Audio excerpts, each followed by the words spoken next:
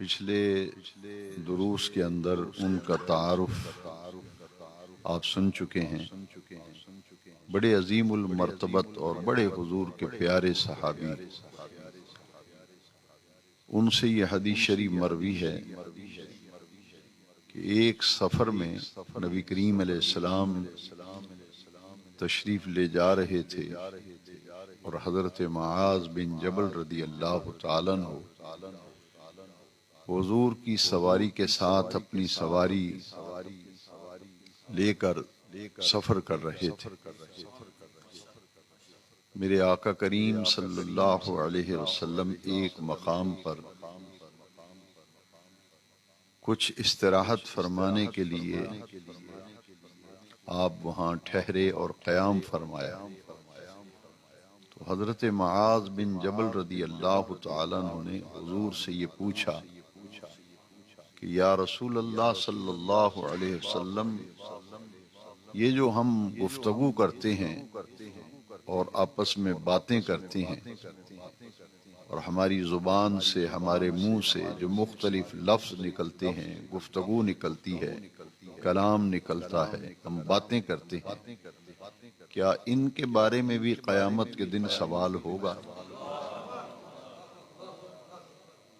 ان کے بارے میں بھی پوچھا جائے گا؟ نبی کریم صلی اللہ علیہ وسلم نے فرمایا، اے معاذ، جہنم میں بہت سے لوگ اوندے بل گریں گے، الٹے ہو کر گریں گے جہنم میں۔ یا رسول اللہ صلی اللہ علیہ وسلم، اس کی کیا وجہ ہے کہ جہنم میں بہت سے لوگ اوندے ہو کر کے گرائے جائیں گے، وہ گریں گے جہنم میں؟ اس کی آقا وجہ کیا ہے؟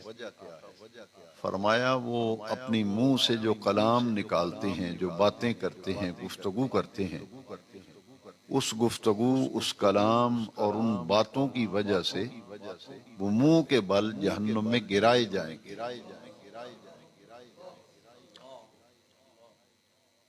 اور حضور نے ارشاد فرمایا، حصائد السنتکم، یہ تمہاری زبانوں کی کھیتیاں ہیں۔ آخرت جو ہے، یہ زبان کھیتیوں کی صورت میں ہے کہ جس طرح کی فصل آدمی بیج بوتا ہے، اسی طرح کی فصل کاٹتا ہے۔ جب کوئی آدمی بد کلامی کرتا ہے، زبان کا استعمال بغیر سوچے سمجھے کرتا ہے، گالی گلوچ کرتا ہے، ہنسی مذاق میں ایسی باتیں کہہ جاتے ہیں جو حقیقت کے خلاف ہوتی ہیں، آداب گفتگو کے خلاف ہوتی ہیں، تو جب کوئی آدمی ایسا لفظ بولتا ہے، ایسی بات کرتا ہے، تو ایک ایسا درخت، اس میں ایک فصل ایسی جو جھاڑی دار، کانٹے دار، اور ایک وہ زبان سے جملے نکلتے ہیں جس سے جنت میں باغات لگتے ہیں، اور جیسا انسان کلام کرتا ہے ویسی ہی وہ فصل کاٹ لے گا۔ یہاں حصائد فرمایا گیا، یہ کھیتیوں کو کہا گیا۔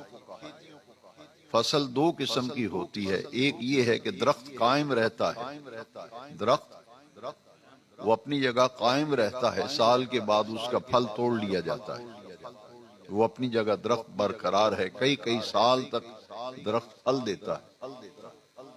یہاں وہ درخت مراد نہیں پھلدار درخت، جیسے آم کا درخت ہے، کھجوروں کے درخت ہیں، سیب کے باغات ہیں، وہ تو درخت تو قائم ہے لیکن سال کے بعد اس کا پھل توڑ لیا جاتا ہے۔ یہاں کھیتیاں فرمایا گیا، ایک فصل وہ ہے جیسے گندم ہے، چاول ہے، گنا ہے، یہ فصل کاٹ لی جاتی ہے، یہ فصل کاٹ لی جاتی ہے۔ تو حضور نے فرمایا، حصائد السنتکم، یہ ایسی کھیتیاں پھر وہاں ہوں گی، تم جو بیج بو گے اس سے وہ کھیتی اگے گی، وہی تم قیامت کے دن کاٹو گے۔ اگر گندم کا بیج گرایا ہے تو گندم کی فصل ہی بندہ کاٹتا ہے، چاول کا بیج گرایا ہے تو چاول کی فصل ہی اٹھائے گا بندہ، گنا کاشت کیا ہے اس کا بیج ڈالا ہے تو گنا ہی کاٹے گا۔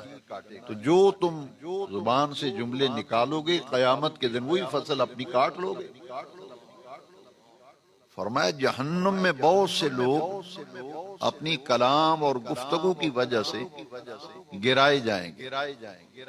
معلوم یہ ہوا کہ زبان کا استعمال نہایت احتیاط سے کرنے کی ضرورت ہے، کہ نبی کریم علیہ الصلوۃ والسلام اس کی نشاندہی فرما رہے ہیں کہ اس بے احتیاطی جو گفتگو اور کلام کی ہے، جیسے ہم کسی کی پیٹھ پیچھے اس کی غیبت کرتے ہیں، بندہ سامنے نہیں ہے، سامنے آ جائے تو ہم کہتے ہیں چودھری صاحب کیا حال ہے، ٹھیک ہے ماشاءاللہ، کیا بات ہے آپ کی، بہت اچھے آدمی، بس ذرا سا ادھر ہوا تو بس اس کا گلہ شروع کر دیا، اس کی غیبت شروع کر دی۔ اسی لیے اللہ تبارک و تعالی نے قرآن مجید میں غیبت سے منع فرمایا۔ وہ گناہ جو انسان کی زبان سے سرزد ہوتے ہیں، ان میں چوٹی کا گناہ جو ہے وہ جھوٹ ہے، غیبت ہے، بد کلامی ہے، فحش کلامی ہے، گالی گلوچ ہے، اور وہ باتیں جن کا حقائق سے تعلق ہی نہیں، وہ باتیں انسان کر جاتا ہے۔ لہذا اس زبان کی بے احتیاطی جو ہے، اس کی وجہ سے جہنم کے منہ کے بل حضور نے فرمایا بہت سے لوگ اس وجہ سے گرائے جائیں گے کہ وہ اپنی زبان کا استعمال احتیاط سے نہیں کیا کرتے۔ یہ حدیث شریف بیان کرنے میں کچھ حیا مانے آتا ہے، اس میں حیا کا پہلو ہے حدیث شریف میں، لیکن ظاہر ہے حضور کا ارشاد ہے تو اس میں بہت حکمت ہوگی۔ تو حضور نے انسانی جسم کے دو عضو جو ہیں ان کا بطور خاص ذکر فرمایا۔ فرمایا انسان کے جسم میں دو عضو ایسے ہیں، جو بندہ مجھے اس کی ضمانت دے دے میں اس کو جنت کی ضمانت دیتا ہوں۔ میں یضمن لی امرین اضمن لہ الجنہ، انسانی جسم کے دو اعضاء ایسے ہیں جو مجھے ان کے استعمال کی ضمانت دے دے، میں مصطفیٰ اس کے لیے جنت کا ضامن ہوں۔ فرمایا ایک زبان اور دوسری انسان کی شرمگاہ، ان کے استعمال کی جو مجھے ضمانت دے دے گا، حضور نے فرمایا میں اسے جنت کی ضمانت دیتا ہوں۔ اللہ کے جو مقرب اور محبوب بندے ہیں، ان میں اور عام بندوں میں کتنا فرق ہے ذرا دیکھیے۔ زبان کی استعمال کے متعلق قرآن مجید کے دوسرے مقام پر ایک آیت کریمہ ہے جس میں اللہ تبارک و تعالی نے فرمایا یا ایھا الذین آمنوا اتقوا اللہ وقولوا قولا سدیدا یصلح لکم اعمالکم ویغفر لکم ذنوبکم ومن یطع اللہ ورسولہ فقد فاز فوزا عظیما۔ اے ایمان والو، دل میں اللہ کا تقوی رکھو، اللہ کا تقوی اختیار کرو، اس کا خوف، اللہ کی خشیت، جواب دہی کا تصور اپنے ذہن اور دل و دماغ پر غالب کرو۔ وقولوا قولا سدیدا، اور جب بھی بات کرو تو سیدھی بات کیا کرو، قول سدید اختیار کرو، یعنی زبان کا استعمال جو ہے وہ سوچ سمجھ کر کیا جائے۔ جیسے ہمارے ہاں ایک محاورہ چلتا ہے کہ پہلے تولو پھر بولو، کیونکہ جو جملہ ہم بولیں گے، بات کریں گے، اس پر ہماری گرفت ہوگی، پکڑ ہوگی، پوچھا جائے گا۔ یوم تسألن یومئذ عن النعیم ثم لتسألن یومئذ عن النعیم۔ قیامت کے دن فرمایا جو نعمتیں ہم نے تمہیں دی ہیں ان نعمتوں کے بارے میں تم سے سوال ہوگا۔ آپ جانتے ہیں کہ انسان کو اللہ نے جتنی نعمتیں دی ہیں ہر نعمت کے بارے میں پوچھا جائے گا۔ آنکھ نعمت ہے، کان نعمت ہے، زبان نعمت ہے، لیکن ڈاکٹر اور طبیب یہ کہتے ہیں کہ انسان سے زیادہ کہیں ایسے جانور موجود ہیں جن کی سماعت انسان کی سماعت سے زیادہ ہے۔ کئی جانور ایسے ہیں کہ ان کی بصارت انسان کی بصارت سے زیادہ ہے۔ انسان اندھیرے میں نہیں دیکھ سکتا، لیکن ڈاکٹر کہتے ہیں کہ کچھ حیوان ایسے ہیں جو اندھیرے میں بھی دیکھتے ہیں۔ اور انسان کی جو قوت سماعت ہے، گھوڑے کی قوت سماعت اس سے کہیں زیادہ ہے۔ سماعت میں، بصارت میں حیوان انسان سے بعض حیوان آگے ہیں، لیکن انسان کو حیوان ناطق کہا گیا۔ ناطق کا معنی ہے بولنے والا۔ جانوروں کے پاس زبان ہے مگر وہ بولتے نہیں، لیکن انسان کو جو نطق عطا کیا، بولنے کی طاقت عطا کی، اسی لیے انسان کو حیوان ناطق کہا گیا کہ بولنے والا حیوان ہے، یہ بولتا ہے، اس کی زبان چلتی ہے۔ اب یہ زبان کی جو نعمت ہے، جیسے فرمایا ثم لتسألن یومئذ عن النعیم، جو نعمت بھی اللہ نے دی ہے اس کے بارے میں قیامت کے دن سوال ہوگا، پوچھا جائے گا۔ کسی کو برا بلا کہتے ہو، الزام تراشی کرتے ہو، اس بیچارے کو پتہ ہی نہیں اس کے متعلق ایسی باتیں کیے جانا، بدگمانی کرنا، کسی کی غیبت کرنا۔ لا یغتب بعضکم بعضا، فرمایا ایک دوسرے کی غیبت نہ کیا کرو۔ غیبت کا معنی ہے کہ کسی پیٹھ پیچھے اس کی برائی کرنا۔ سامنے آدمی آ جائے، پیر صاحب، حضرت صاحب، قاری صاحب، مولانا صاحب، چودھری صاحب، ملک صاحب، شیخ صاحب، کیا بات ہے آپ کی؟ ذرا سا ملک صاحب ادھر ہوئے تو دکان پہ بیٹھ کے ان کا سارا کچا چٹھا کھول کے بیٹھ گئے۔ فرمایا وَلَا يَغْتَب بَعْضُكُمْ بَعْضًا اجتنبوا كَثِيرًا مِّنَ الظَّنِّ إِنَّ بَعْضَ الظَّنِّ اثْمٌ، بدگمانی نہ کیا کرو۔ گھر بیٹھے تخمینے لگانا، اندازے لگانا، فلانا ایسا ہوگا، فلانا ایسا ہوگا۔ فرمایا ان بعض الظن اسم، بہت سے گمان ایسے ہیں جو گناہ ہوتے ہیں۔ انسان کسی کے متعلق کو خیال یا گمان بنا لے اور اس کے اندر وہ دور سے بھی اس کا کوئی تعلق و واسطہ نہ ہو، تو قیامت کے دن پھر اس کا جواب دینا پڑے گا یا نہیں دینا پڑے گا؟ پھر جو زبان سے ہم جملے بولتے ہیں ان کا جواب دینا پڑے گا۔ بغیر سوچے سمجھے گفتگو کرنا، بغیر سوچے سمجھے کلام کرنا، یہ اسلام کے نزدیک سخت ناپسند ہے۔ اللہ کے جو مقرب بندے ہیں اور عام بندے میں کتنا فرق ہے؟ آپ سب رحمان کے بندے ہیں یا نہیں؟ بولیے ہیں نا؟ سب رحمان کے بندے ہیں، سب اللہ کے بندے ہیں۔ لیکن آج کے درس میں نے حدیث شریف آپ کو پہلے سنا دی، اور جو آیت کریمہ تلاوت کی ہے اس کو بعد میں بیان کر رہا ہوں، تاکہ وہ پوری ہمارے ذہن میں وہ خاکہ آ جائے کہ ہمارا دین ہم سے کیا مطالبہ کرتا ہے، ہمارا دین ہم سے کیا چاہتا ہے کہ ہم کیسے مومن بنے، کیسے مسلمان بنے، دین ہمیں کیسا دیکھنا چاہتا ہے۔ وَعِبَادُ الرَّحْمَنِ الَّذِينَ يَمْشُونَ عَلَى الْأَرْضِ حَوْنًا وَإِذَا خَاطَبَهُمُ الْجَاهِلُونَ قَالُوا سَلَامًا۔ یہ سورہ فرقان ہے جو 19ویں پارے میں ہے، 18ویں سے شروع ہوتی ہے، 19ویں پارے میں ہے سورہ فرقان۔ اس کی آیت نمبر 64 اور 65 جو ہے، دونوں کو میں نے تلاوت کرنے کا شرف حاصل کیا۔ اس میں جو ترتیب آ رہی ہے، جو حدیث شریف میں نے حضرت معاذ بن جبل رضی اللہ تعالیٰ عنہ کے حوالے سے حدیث شریف سنائی، اس حدیث کو اب ہم قرآن کی آیت کی روشنی میں سمجھ رہے ہیں۔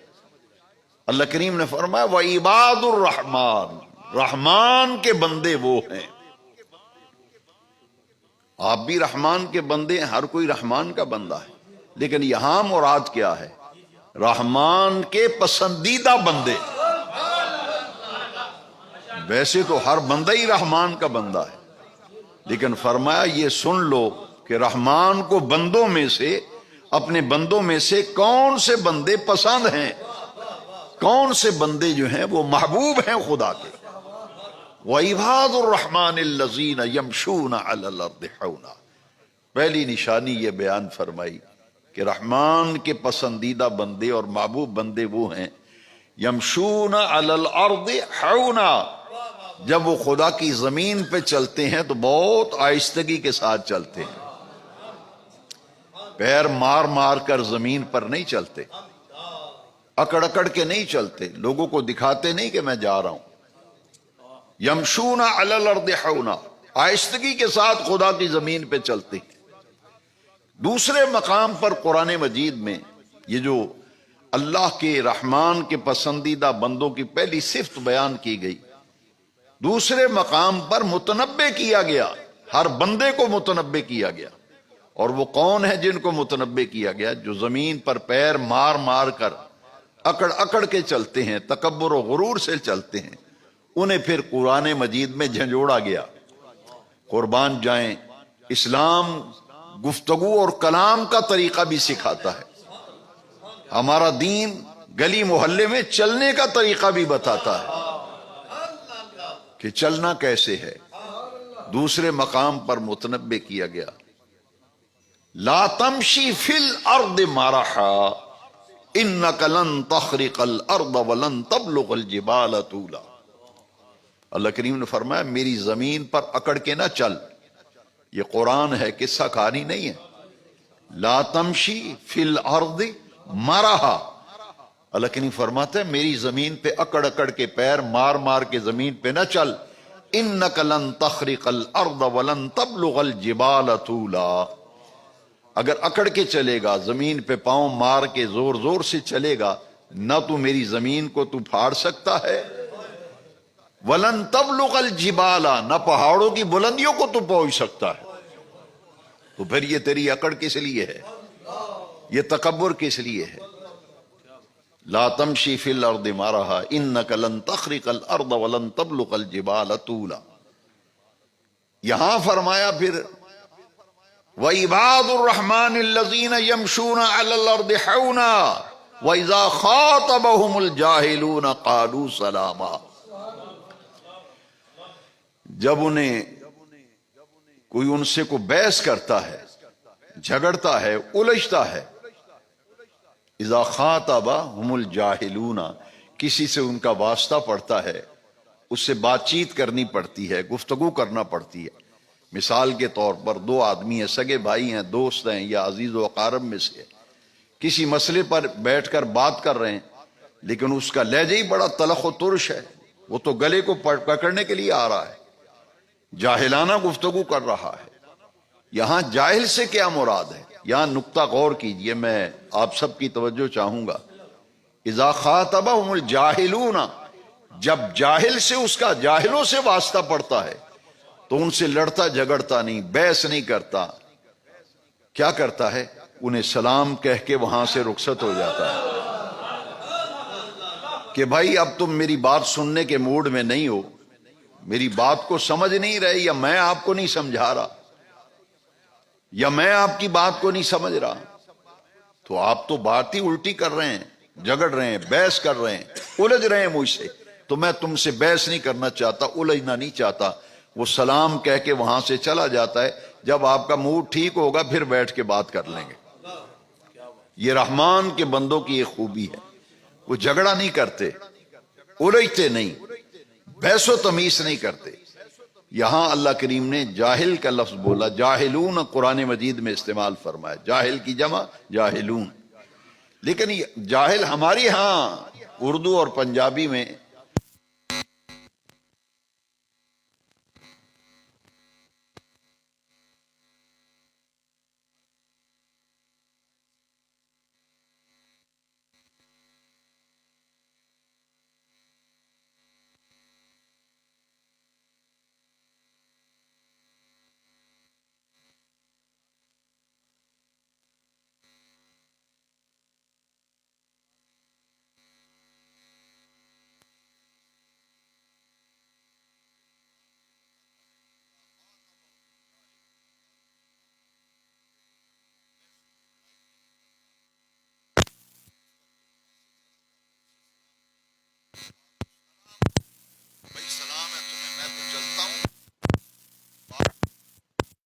سمجھ رہے ہیں، نہ میری بات آپ کی سمجھ میں آ رہی، نہ آپ کی میری سمجھ میں آ رہی، کیونکہ ماحول ہی ایسا بن گیا، لہٰذا اب بات کرنا فضول ہے۔ وہ اس بحث کو توالت نہیں دیتے، جھگڑا بڑھاتے نہیں ہیں، وہ سلام کہہ کر وہاں سے چلے جاتے ہیں۔ اچھا پھر دیکھا جائے گا، بیٹھے گے تو بات کریں گے۔ وَعِبَادُ الرَّحْمَنِ الَّذِينَ يَمْشُونَ عَلَى الْأَرْضِ حَوْنًا وَإِذَا خَاطَبَهُمُ الْجَاهِلُونَ قَالُوا سَلَامًا۔ یہاں رحمان کے پسندیدہ بندوں کا ذکر کیا ہے، یہ فرق ہے جتنے بھی اللہ کے مقرب بندے ہیں، اللہ کے مقبول و محبوب بندے ہیں، ان میں اور عام بندوں میں یہ فرق ہے۔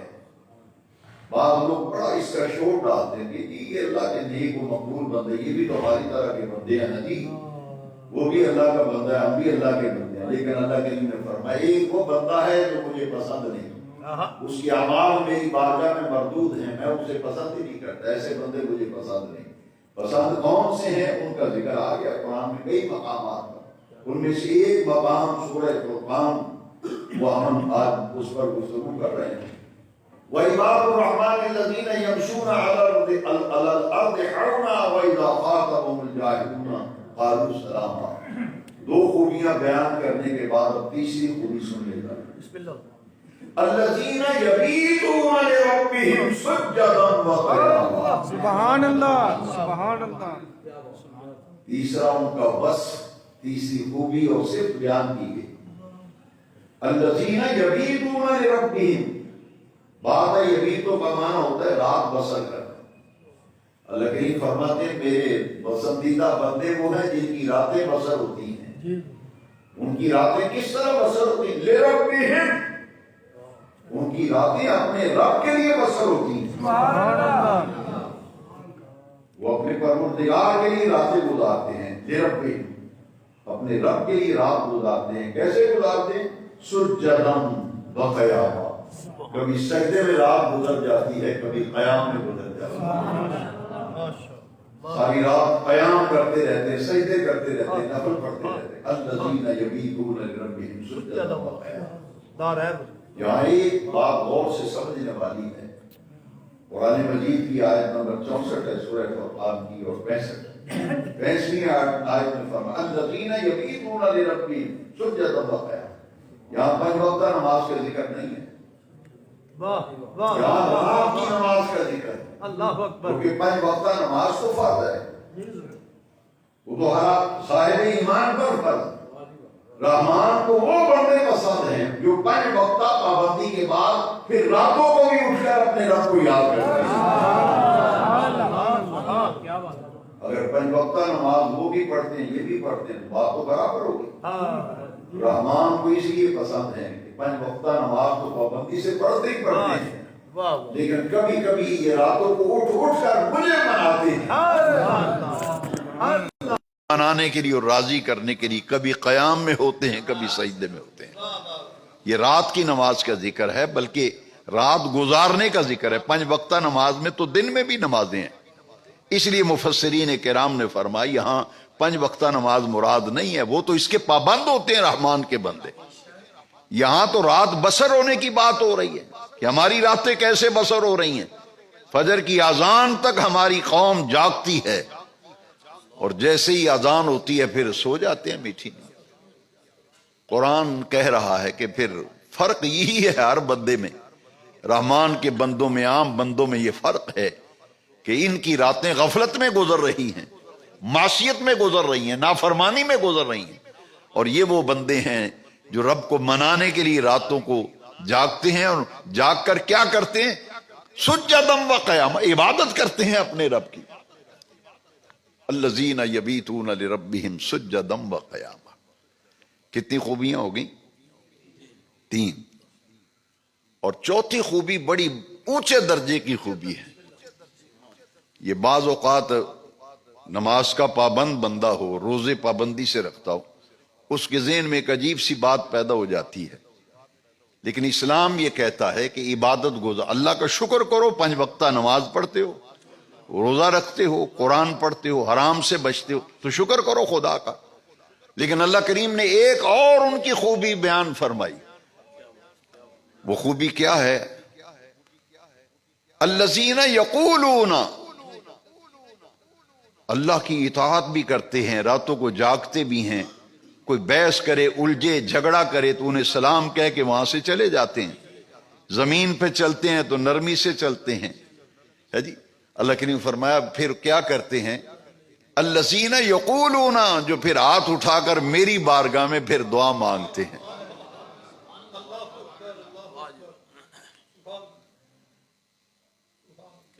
کہ ہم تو بھائی ہم تو نیک ہیں، ہم جنت میں نہیں جائیں گے تو کیا کہاں جائیں گے؟ پھر معاذ اللہ بعض اوقات ناشکری کے جملے میں نے کئی لوگوں سے سنے کہ ہم تو جی 5 وقتہ نماز پڑھے، اجے بھی نہیں بخشنا سانو رب نے. یہ اللہ کو پسند نہیں، یہ رب کو بات پسند. بھائی بندے کا کام ہی بندگی کرنا ہے، یہ جتا کیوں رہے ہو؟ اللہ کریم نے اسی لیے خوبی بیان فرمائی، الذین یقولون ربنا اصرف عنا عذاب جہنم. نیکیاں کرنے کے باوجود، طاعت کرنے کے باوجود، زبان کی حفاظت کے باوجود، رحمان کے پسندیدہ بندے ہیں، اس کے باوجود وہ اپنی عاجزی رب کی بارگاہ میں پیش کرتے ہیں. الذین یقولون، جو ہاتھ اٹھا کر میری بارگاہ میں عرض کرتے ہیں، اے میرے پروردگار، ربنا اصرف عنا عذاب جہنم، اے ہمارے رب جہنم کے عذاب کو ہم سے دور رکھنا، اس کا رخ موڑ دے جہنم کے عذاب کا، اور ہمیں جہنم کی آگ سے، اس کے عذاب سے ہمیں بچانا. یعنی اللہ کی طاعت، بندگی، فرما برداری، یہ سارے کام کرنے کے باوجود اپنے رب کی بارگاہ میں رجوع کرنا، اس کی بارگاہ میں ہمیشہ ڈرتے رہنا، عاجزی انکساری پیش کرتے رہنا کہ میرے اعمال اس قابل نہیں ہیں کہ میری بخشش ہو. میں اپنے اعمال کی وجہ سے نہیں بخشا جاؤں گا، یہ تو میری ڈیوٹی ہے، نماز پڑھنا، روزہ رکھنا، حج کرنا، زکوٰۃ دینا، یہ تو ڈیوٹیز ہیں، فرائض ہیں. لیکن ان اعمال کی وجہ سے ہمیں ناز نہیں ہے کہ بخشے جائیں گے، بلکہ بخشش و مغفرت کا اگر کوئی ذریعہ ہمارے نزدیک ہے تو یہ ہے کہ ہم اللہ کے فضل و کرم سے ہمارا بیڑا پار ہوگا. اور اللہ کے وہ پیارے محبوب صلی اللہ علیہ وسلم جس ہستی پاک کی بدولت اور ان کے ذریعے ہمیں ایمان ملا، وہ مصطفیٰ کریم علیہ السلام کے وسیلے سے ہماری بخشش ہوگی، کیونکہ حضور گناہگاروں کی شفاعت فرمائیں گے. لہذا اللہ اور اس کے رسول سے جب تک تعلق مضبوط و مستحکم نہیں ہوگا، اس وقت بندہ رحمان کا پسندیدہ بندہ نہیں بن سکتا. وَعِبَادُ الرَّحْمَنِ الَّذِينَ يَمْشُونَ عَلَى الْأَرْضِ حَوْنًا وَإِذَا خَاطَبَهُمُ الْجَاهِلُونَ قَالُوا سَلَامًا. میں نے جو حدیث پڑھی کہ بہت سے لوگ جو آج زیر تعلیم حدیث ہے، جو حدیث آج ہم پڑھ رہے ہیں، وہ حدیث میں پہلے سنا چکا ہوں کہ حضرت معاذ نے پوچھا، حضور یہ جو ہم جو گفتگو کرتے ہیں، کلام کرتے ہیں، کیا اس کے بارے میں بھی سوال ہوگا؟ حضور فرمایا کیوں نہیں ہوگا؟ اور میں نے جہنم کے اندر بہت سے لوگوں کو اوندا منہ اس لیے گریں گے جو اپنی زبان کا استعمال بغیر کسی احتیاط کے کرتے ہیں. لہذا گفتگو کی وجہ سے جہنم کے اندر لوگ گریں گے اور منہ کے بل گریں گے. اس لیے معلوم یہ ہوا کہ زبان کی حفاظت، گفتگو اور کلام جو ہے وہ سوچ سمجھ کر کرنا. اس کے لیے حضور کی حدیث آپ سن چکے ہیں کہ انسانی جسم کے 2 عضو ایسے ہیں کہ جو ان کے استعمال کی مجھے ضمانت دے دے، اضمن لہ الجنہ، میں اس کو جنت کی ضمانت دیتا ہوں. اسی لیے زبان پر اگر کوئی جاری ہو تو کلمہ خیر ہی جاری ہو، زبان پہ جاری ہو تو کلمہ خیر ہی جاری. حضرت معاذ رضی اللہ تعالیٰ عنہ ہی سے مروی ایک اور حدیث اگر آپ سن لیں تو یہ مضمون اور واضح ہو جائے گا. اسی حضرت معاذ نے ہی عرض کیا تھا، حضور مجھے کو نصیحت فرمائیے جس پر عمل کر کے میری زندگی سنور جائے، آخرت سنور جائے. تو حضور نے فرمایا اچھا تو کوئی میری نصیحت سننا چاہتا ہے تو سن، تیرے موت آئے تو اس حال کے اندر آئے کہ تیری زبان اللہ کے ذکر سے تر ہو. جب زبان کا حساب و کتاب ہوگا، کلام کا، گفتگو کا حساب و کتاب ہوگا، تو پھر ہمیں کیا چاہیے کہ زبان، حضور فرماتے ہیں تجھے موت آئے تو اس حال میں موت آئے، ادھر تیری روح پرواز کر رہی ہو، جان نکل رہی ہو، ادھر تیری زبان پر اللہ کا ذکر جاری ہو. تو جس نے کبھی ذکر کی عادت ہی نہیں ڈالی، اس کی زبان پر کیسے جاری ہوگا ذکر؟ زبان اللہ کے ذکر سے تر ہو. نماز اللہ کا ذکر ہے، میں کئی دروس کے اندر واضح کر چکا ہوں. اقم الصلاۃ لذکری، قرآن نے کہا کہ میری یاد اور میرے ذکر کے لیے صحیح صحیح ادا کرو نماز. لہذا جو بندہ یہ چاہتا ہے کہ موت کے وقت میری زبان پر کلمہ جاری ہو، اللہ کا ذکر جاری ہو، تو سب سے بڑا کام اور ذمہ داری اس کی یہ ہے کہ 5 وقتہ نماز پابندی سے ادا کرے. اب تک کی ساری گفتگو جو میں نے عرض کی ہے، اوصاف رحمان کے بندے جو اللہ کو پسند ہیں بندے، ان کے اوصاف آج ہم پڑھ رہے ہیں قرآن و حدیث کی روشنی میں. تو اس کے ساتھ ایک اور حدیث میں عرض کروں گا. ایک آدمی ساری رات ہی جاگتا رہتا ہے، جاگتا رہتا ہے، جاگتا رہتا ہے، مستحبات میں نفلی کاموں میں جاگ رہا ہے، لیکن جب فرض کی باری آتی ہے تو سو جاتا ہے. ساری رات جاگا ہے، فجر کی نماز ہی نہیں پڑھی. یہ بڑا ناپسندیدہ عمل ہے کہ مستحب کے پیچھے دوڑیں اور فرضوں کی پرواہ نہ کریں. یہ ہمارا طرز مومن کا یہ طرز زندگی نہیں ہے. اسی لیے یہ حضور کی حدیث شریف ہمارے لیے بڑی رہنما ہے. میرے آقا کریم نے فرمایا جس شخص نے عشاء کی نماز جماعت سے پڑھی اور پھر فجر کی نماز جماعت سے پڑھی، ساری رات اگر وہ سویا رہا تو اس کے نامہ اعمال میں لکھا جائے گا کہ رات بھر اللہ کی عبادت کرتا رہا.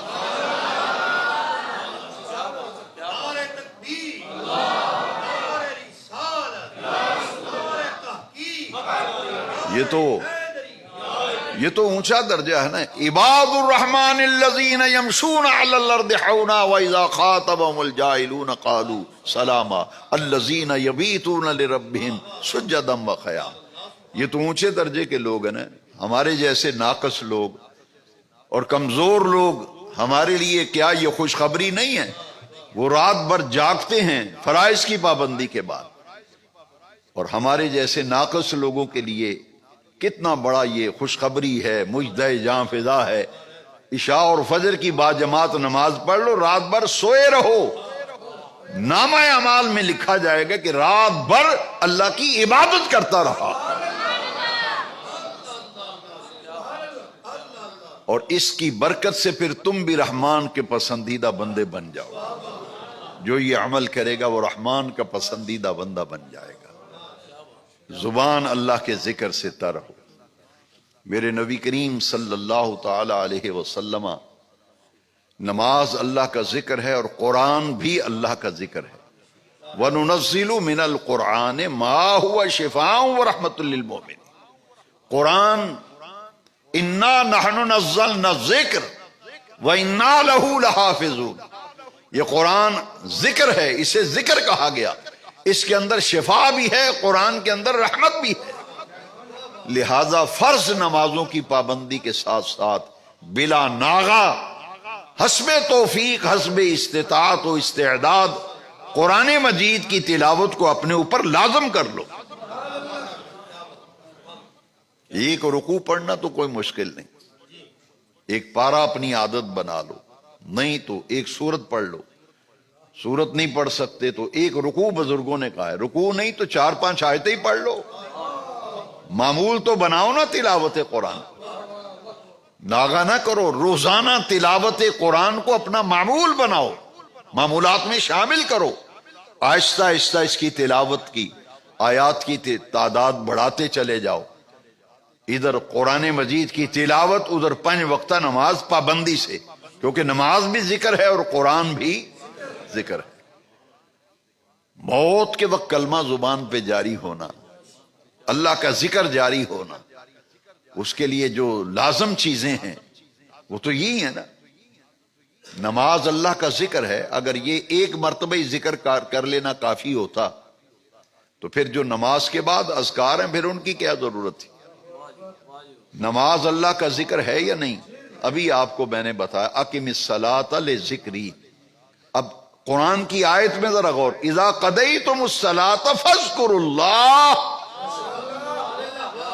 نماز اللہ کا ذکر ہے، لیکن قرآن کہہ رہا ہے اذا قضیتم الصلاۃ، جب تم نماز پڑھ چکو، فاذکروا اللہ، پھر اپنے اللہ کا ذکر کرو. نماز پڑھ چکو تو اللہ کا ذکر کرو۔ حضور نبی کریم علیہ السلام فرائض کے بعد، فرض نمازوں کے بعد، نماز خود اللہ کا ذکر ہے، تو حضور نماز، فرض نماز کے بعد سلام پھیرنے کے بعد اللہ کا ذکر فرماتے تھے۔ حضرت عبداللہ ابن عباس رضی اللہ تعالیٰ عنہ فرماتے ہیں کہ میں گھر میں ہوتا تھا تو مسجد، بچہ تھا میں، مجھ پہ نماز فرض نہیں تھی، مسجد میں جماعت ہوتی تھی تو بلند آواز سے مسجد میں ذکر ہوتا تھا، مجھے گھر بیٹھے پتہ چل جاتا تھا کہ مسجد میں جماعت ہو گئی ہے، ذکر الہی نماز کے بعد۔ تو حضور لا الہ الا اللہ وحدہ لا شریک لہ لہ الملک ولہ الحمد یحیی و یمیت بیدہ الخیر وہو علی کل شیء قدیر۔ بعض اوقات حضور یہ بھی پڑھا کرتے تھے، اور ایک معمول مبارک میرے آقا کریم کا، ہمیشہ اس پر حضور نے استقامت، یعنی ہمیشگی کے ساتھ اس ذکر کو کیا۔ ایک مرتبہ حضور پڑھتے اللہ اکبر فرضوں کے بعد، 3 مرتبہ استغفر اللہ استغفر اللہ استغفر اللہ، اور اس کے بعد پھر 1 مرتبہ آیت الکرسی۔ تو ہر فرض نماز کے بعد آیت الکرسی کی کیا فضیلت ہے؟ حضور نے فرمایا جو شخص فرض نماز کے بعد آیت الکرسی پڑھتا ہے، پیارے نبی کریم علیہ السلام نے فرمایا اس کے لیے جنت لازم ہو جاتی ہے، گارنٹی ہے، اس کے لیے جنت کی گارنٹی ہے جو فرض نماز کے بعد آیت الکرسی پڑھتا ہے۔ یہ حضور کا معمول تھا۔ اور 3 باتیں میں، قولوا قولا سدیدا، زبان کا استعمال، یہ 3 تحفے سمجھ لیجیے۔ قرآن مجید میں ہے سورہ آل عمران میں کہ جب حضور کے دشمن کافر یہود و نصارہ حضور کے خلاف خفیہ سازشیں کرتے تھے، منصوبے بناتے تھے حضور کے خلاف، تو قرآن مجید میں ہے کہ حضور پڑھا کرتے تھے حسبنا اللہ و نعم الوکیل، حسبنا اللہ و نعم الوکیل۔ حدیث شریف کے اندر آتا ہے کہ جب بھی پتہ چلتا کہ کفار یہود و نصارہ حضور کے خلاف کو خفیہ سازش تیار کر رہے ہیں، منصوبہ بندی کر رہے ہیں، تو نبی کریم علیہ السلام کثرت سے قرآن مقدس کی اس آیت کریمہ کی تلاوت فرماتے تھے، حسبنا اللہ و نعم الوکیل، حسبنا اللہ و نعم الوکیل، حسبنا اللہ و نعم الوکیل۔ اور حدیث شریف میں آتا ہے کہ آقا کریم صلی اللہ علیہ وسلم پر کسی طرح بھی دشمنوں کی طرف سے کوئی پریشانی آتی، کوئی تکلیف آتی، تو پھر حضور کثرت سے پڑھا کرتے تھے لا حول ولا قوت الا باللہ، لا حول ولا قوت الا باللہ العلی العظیم، کثرت کے ساتھ اس کی حضور تلاوت فرماتے تھے۔ اور کئی احادیث کا یہ خلاصہ ہے، سورہ نوح کے اندر بھی موجود ہے اور دیگر مقامات پر یہ موجود ہے کہ استغفار کی بڑی فضیلت ہے، جیسا کہ ہر فرض نماز کے بعد حضور 3 مرتبہ استغفر اللہ استغفر اللہ استغفر اللہ پڑھا۔ اور ایک حدیث میں حضور نے فرمایا ایک دن میں 70 سے زیادہ مرتبہ رب کی بارگاہ میں استغفار کرتا ہوں۔ وہ ہستی پاک جو معصوم ہے کہ تم بھی کثرت کے ساتھ استغفار پڑھا کرو۔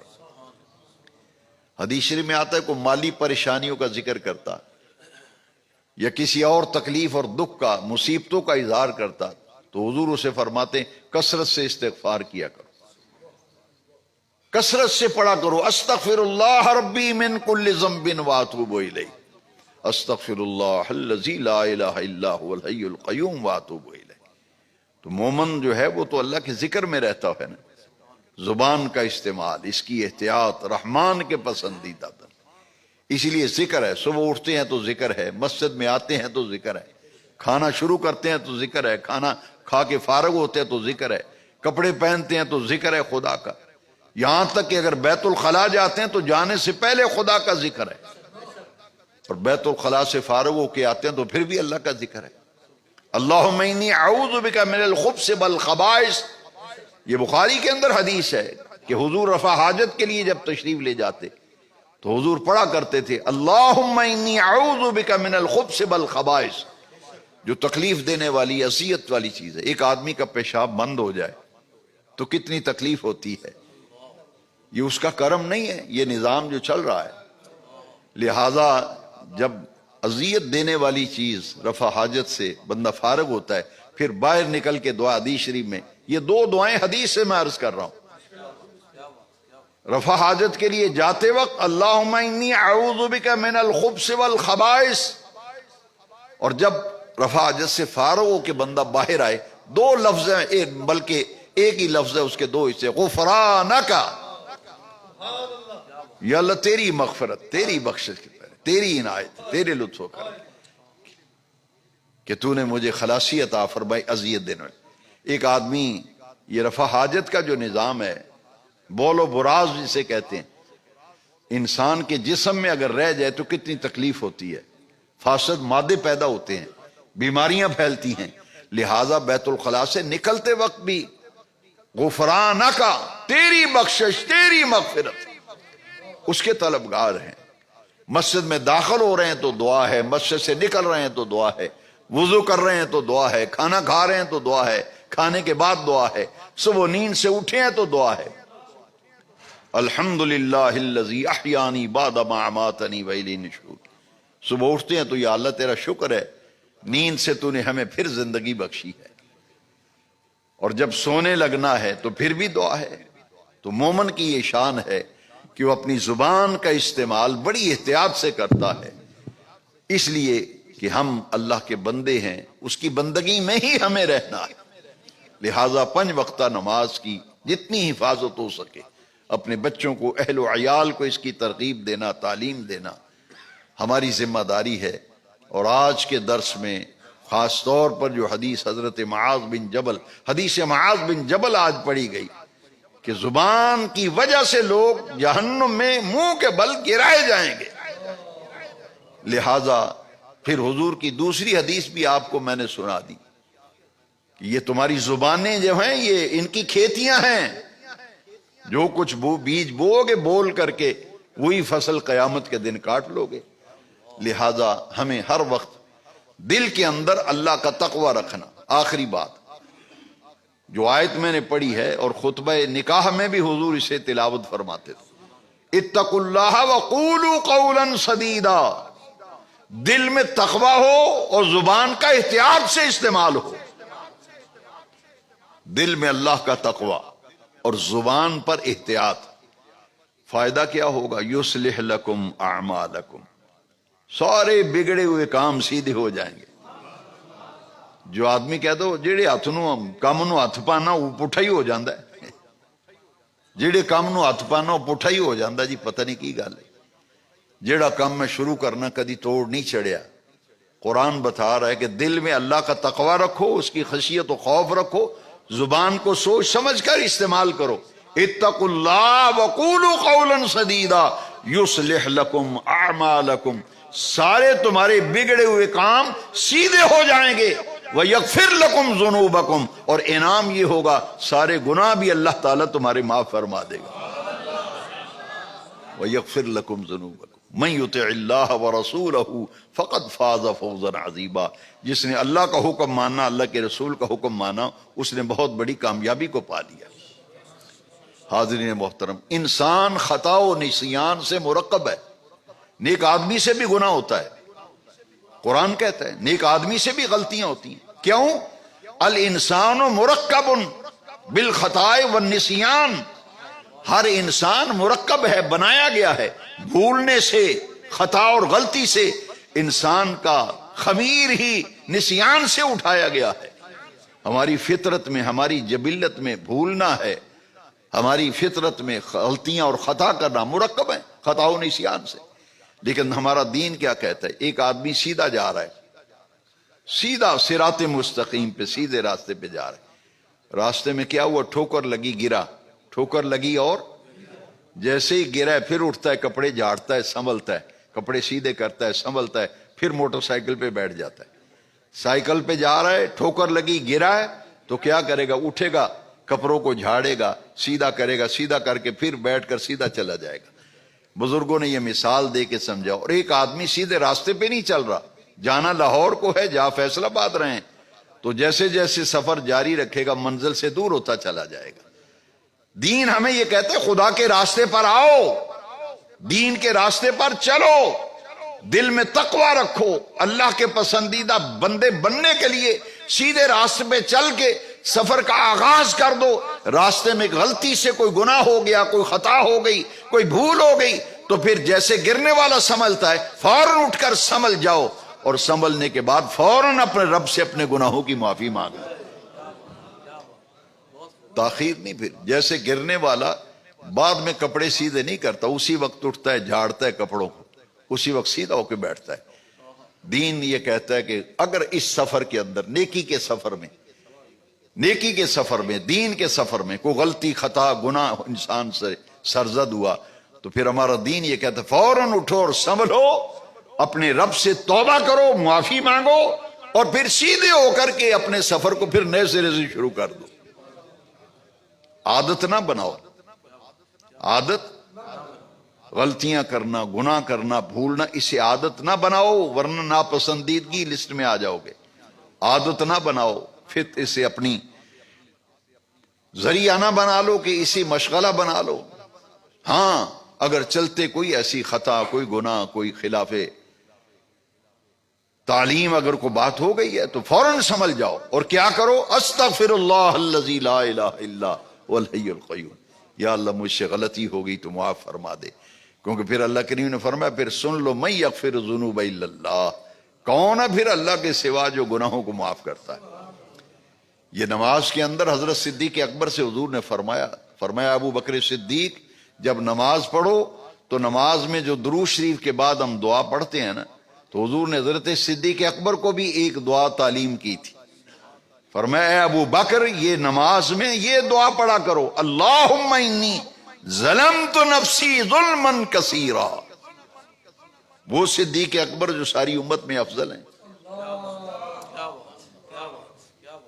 وہ صدیق جو ساری امت میں نبیوں، رسولوں، پیغمبروں کے بعد پوری انسانیت میں افضل، حضور انہیں تعلیم دے رہے ہیں کہ نماز میں یہ دعا پڑھا کر درود شریف کے بعد، اللہم انی ظلمت نفسی ظلما کثیرا، یا اللہ میں نے بہت اپنی جان پر ظلم کیے ہیں، بہت گناہ کیے ہیں، فلا یغفر الذنوب الا انت، یا اللہ تیرے سوا تو کوئی گناہوں کو معاف نہیں کرتا، نہ کوئی گناہوں کو تیرے سوا کوئی معاف کرنے والا ہے۔